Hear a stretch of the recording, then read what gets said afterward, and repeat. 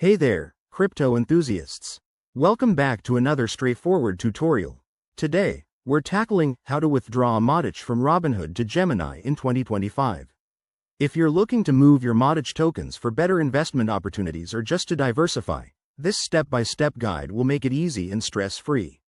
By 2025, crypto transfers might have some updated features, but the core process remains similar, so let's dive right in. First things first, make sure you have accounts set up on both Robinhood and Gemini.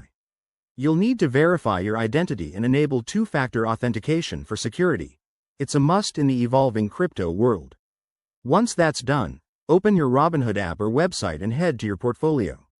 Locate your Matic holdings. It's usually under the cryptocurrencies section. Next, select the withdraw or transfer option. Robinhood might call it send or transfer out. Enter the amount of Matic you want to move.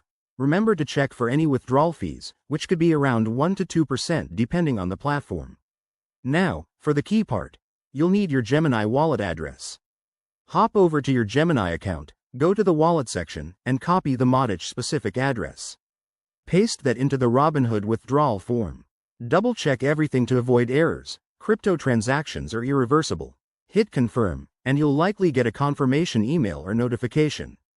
Processing times in 2025 could be faster with blockchain improvements, but expect it to take anywhere from a few minutes to an hour.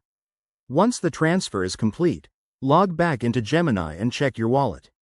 Your Matic should appear, ready for trading or staking. A pro tip: always monitor transaction status using blockchain explorers like Polygon Scan to ensure everything goes smoothly. And there you have it. That's how you withdraw a Matic from Robinhood to Gemini in 2025. This process keeps your assets secure and empowers you to manage your crypto like a pro. If you found this helpful, hit that like button and subscribe for more guides. Drop your questions in the comments below. I'm here to help. Thanks for watching, and happy investing.